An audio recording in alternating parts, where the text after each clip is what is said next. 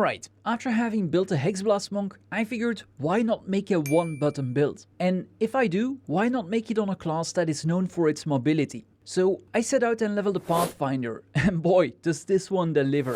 As you probably have guessed by now, we're gonna be relying on Poisonous Concoction, and this one comes with a couple of advantages. First of all, it's an ability that doesn't necessarily rely on your weapon or on your mana pool, as you're essentially throwing mana flasks at your targets. And that means we can scale this up through gear modifiers without being punished with an excessive mana cost. And that also means we get to use one of the game's most fun uniques. Secondly, we have so many other open gem slots that we can slot in whatever we want. I am bringing Rain of Arrows, and I turned it into a support skill for bosses. But the cool thing is that if you slot in other support gems than me, you can actually make it function in a whole different way. Like my monk, I'm gonna provide you with the blueprints so that you can build your very own version, regardless of your current level and gear. But I will include a build planner in the pinned comment that I will update as I go along. And if you want to see the build being played live, make sure to drop by on Twitch, or if you want to see any other build, let me know in the comments down below. As at this point, I am committed to making one of every single Ascendancy before the early access is over. Anyway, let's first get you to the point that you can actually unlock Poisonous Concoction, which is sometime in Act 2 after you complete your very first trial of the Sekemas. Up until that point, you can fully rely on another single ability, and that's Stormcaller Arrow, which deals massive damage and will stun bosses in no time. After having leveled a witch, a monk and now a ranger, I can confidently say that this has been the easiest Act 1 class for me, just because of that skill. If you'd like, you could already go for a more poison-centered playstyle and use Poison Burst Arrow for regular enemies and Toxic Growth instead, which will work just fine, but might be a bit slower than Stormcaller Arrow. Once you do get your first 2 Ascendancy points, it is time to spec into Poisonous Concoction, and this is also the time to try and get some gear sorted. If you have 3 or 4 Exalted Orbs lying around, you'll probably already be able to solely rely on this ability. If not, you might have to mix in some Poison Burst or Gas Arrows and Toxic Growth until you get 2 or 3 specific upgrades. The first item is a Widow Hail Crude Bow, which probably has some of the lowest damage of any endgame weapon you'll ever use. But it does come with a crazy modifier that increases the bonuses gained from your quiver by up to 250%. Except for a few with insane rolls, people are practically giving these away for a single Exalted Orb, so head over to the trade website and pick up a copy. Once you have the bow, you're gonna want a quiver, and the stat you want to focus on is +2 to projectile skills, which with a perfect 250% roll on the bow will turn into a +5 and make Poisonous Concoction one-shot everything except for bosses as you're leveling. Now, you don't need a perfect roll on the bow, by the way. I got lucky and I dropped one with 239%, but I think that anything above 200 will do for leveling. Now, as you're browsing through quivers, try and get one that not only has +2 to projectiles, but also adds a bit of extra physical damage and maybe some critical hit chance or attack speed, because these are very nice to have, especially when you're leveling. Technically, these 2 items are enough, but if we can splurge just a bit more, then the next upgrade to consider would be an amulet, which can also come with a +2 to projectiles. Again, pick up whatever costs 1 Exalted Orb, and try to get some modifiers that increase your survivability, be that resistances or extra health.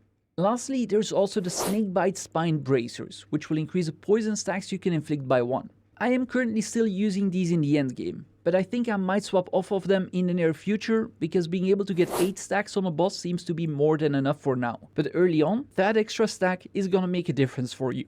And that's basically the core setup. Just upgrade your other gear as you go along, being mindful of trying to bake in enough survivability and adding any extra damage where you see fit. I've made a brave choice of only focusing on evasion, which I wouldn't necessarily recommend to anyone else, but I do have a bit of an idea of trying to get that number as close to 95% as I can, and then adding a ton of movement speed, but that's more of a gimmick than an actual strategy. Now, I mentioned Poisonous Concoction already, but not what support gems you want to slot in. And this one's pretty easy. Start with Scattershot, which will lower your damage and attack speed by 20%, but you're gonna throw out 3 concoctions at a time, which will help you hit more enemies in large packs, and most boss models are large enough that you'll hit them with all 3 anyway, which will effectively increase your total damage, as well as letting you build up stacks of poison faster, because now you can build up 3 stacks per cast instead of just 1.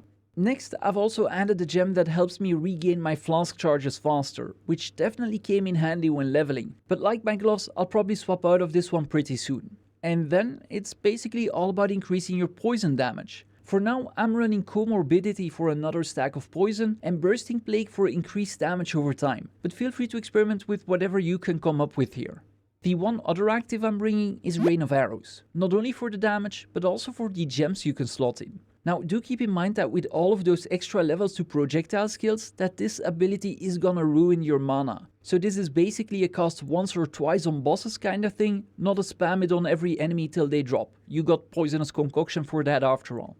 Right now, I'm using Withering Touch for a Chaos debuff, Culling Strike to execute rares and magic enemies, and Heft for some extra damage. But you can easily replace any of these for Pin and combine this with a Combat Frenzy Spirit Gem and try to make a Frenzy based build, although that would probably involve bringing a third active skill. Or you could also make the arrows freeze on hit and maybe bring some sort of Frost Poison setup with Herald of Ice, or you can just not use it at all. The possibilities are basically endless. Lastly, there are 2 Spirit Gems I'm bringing. The first is Wind Dancer, which increases your evasion until you get hit, after which it knocks back enemies, and you can bring a couple of cool support gems with this one too. You could for example put in Culling Strike, but since I'm relying on evasion, I decided to make the knockback blind and maim anyone near me, so that they're more likely to miss their next attack and also move slower. Mind you, this passive will not save you from any spells you should have been dodging though. And in the third slot, I'm currently running Cannibalism, which heals me for 4% HP every time I kill an enemy and usually covers any healing I need. Once you get to level 58 and you have enough spirit, you could also bring Alchemist's Boon, which will make sure you never run out of flasks again. And depending on how much spirit you have left, you could bring Clarity for extra mana regen, slot in some accuracy, or basically anything that you think will help your build. Now, you could also forgo any of these support gems I just mentioned and simply bring a third spirit gem. Again, the possibilities with this build are endless. I've already mentioned Herald of Ice, but you could also bring Herald of Plague if you don't want to pick up the Contagious Contamination trait on the passive skill tree. So that covers skills and gear, but we still need to talk about the passive tree. And as I did with my monk guide, I'm gonna talk about clusters that you're gonna want to focus on so that you can build towards those based on your current needs.